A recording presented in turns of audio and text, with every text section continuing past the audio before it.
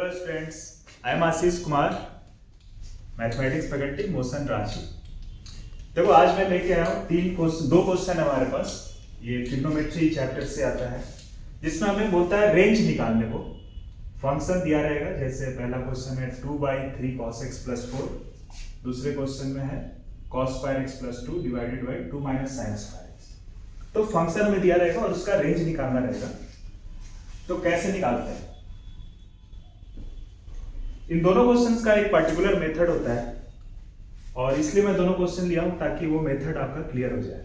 और ऐसा नहीं कि केवल ट्रिग्नोमेट्री में ही वो यूज होता है, वो अलजेब्रा क्वेश्चन को करने में भी यूज होता है, और कहाँ यूज होता है, लॉगरिथमिक क्वेश्चन करने में भी यूज होता है, एक्सपोनेंशियल्स के क्वेश्चन करने में भी यूज होता है। सो कॉन्सेप्ट हम लोग सीखेंगे यहाँ पे। देखो पहले क्वेश्चन में क्या है, 2/3 cos x + 4। पहले नोन फंक्शन देखेंगे कि इस 2/3 cos x + 4 में नोन क्या है। सो known function is cos x. We know the range of cos x function. What is cos x range? So cos x is always between -1 to 1, always for any value of x. Now I will start from here. Cos x से मैं start करूंगा और I will try to form this thing, means 2/3 cos x + 4. So what is first thing we should do? Cos x में यहाँ पे 3 से multiply हुआ है, right? So multiply both side of this equation by 3. So 3 cos x -1 multiplied by 3 is -3, and here you will get 3. So I am forming this equation, this function starting from cos x. Now we have 3 cos x. I got 3 cos x. Now we have 4 here. So add 4 to this equation. So 3 cos x + 4. So -3 + 4 is 1, and 3 + 4 is 7. Now this thing is in denominator. ये चीज denominator में है और numerator में 2 है। हमारा अभी ये 3 cos x + 4 is in numerator. So I will send this into denominator. यही चीज का मैं बात कर रहा था, यही जो कॉन्सेप्ट है, इसी का यूज करके हम लोग आगे भी रेंज के क्वेश्चन को सॉल्व कर सकते हैं। सो यहाँ पर मैंने रेसिप्रोकल मुझे लेना है। सो रेसिप्रोकल लिया 1/3 cos x + 4। रेसिप्रोकल लेते वक्त एक चीज का ध्यान रखेंगे कि ये जो क्वांटिटी हमारा ये 0 ना हो। So it is greater than 1 and less than 7, so it is not 0 anywhere, right, for any value of x. So we can take the reciprocal directly, and by taking reciprocal this inequality changes. So inequality क्या हो जाएगा, पलट जाएगा। जैसे अभी less than है तो क्या हो जाएगा, ग्रेटर देन, और ये वाला भी ऐसे पलट गया।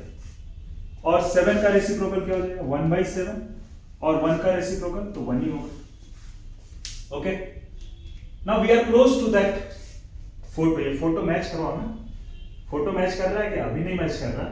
2, we need 2 in numerator. So multiply this equation by 2. So 2/3 cos x + 4. 1 into 2 is 2, and this side you get 2/7, and this is our fx, right? So what is the range of fx?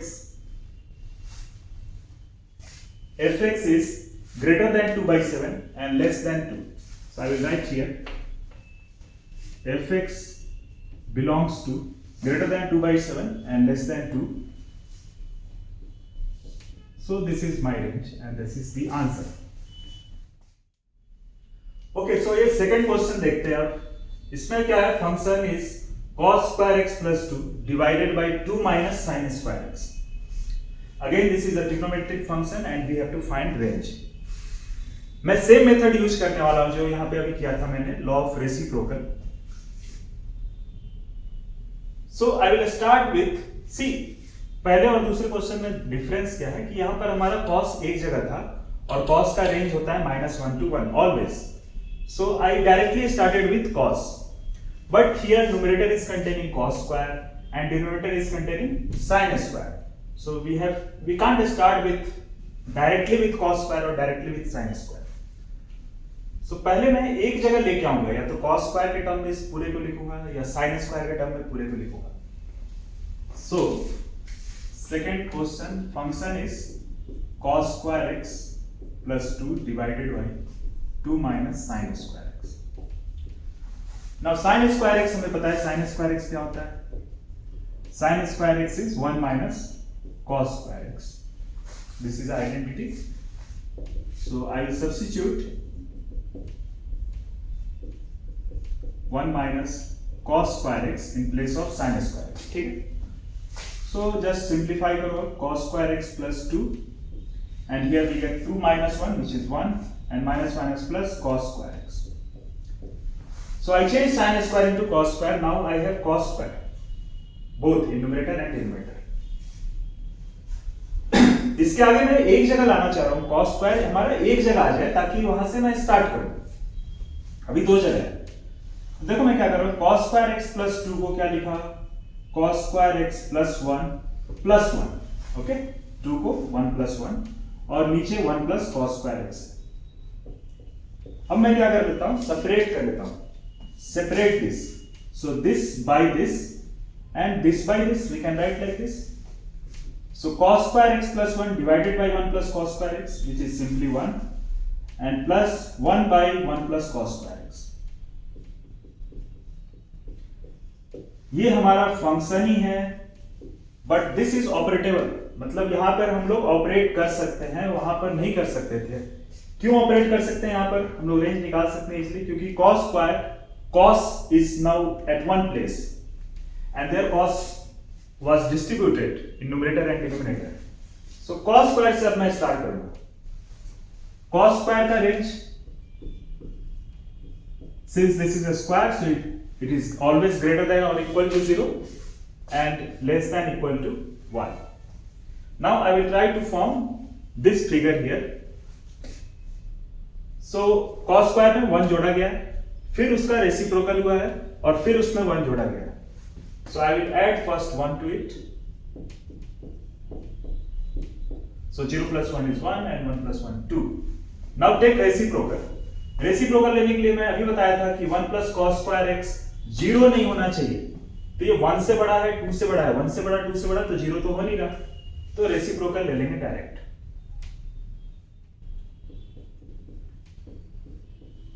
Reciprocal लेते वक्त क्या बताया था मैं कि ये चीज क्या हो जाएगा, चेंज हो जाएगा, इनइक्वालिटी विल चेंज. 2 का रेसिप्रोकल इज 1 by 2, 1 का reciprocal 1. Now I will add 1 to it. So add 1.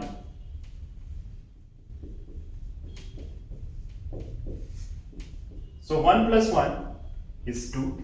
1 plus 1 by 2 is 3 by 2. And this is our fx, right? यही fx था.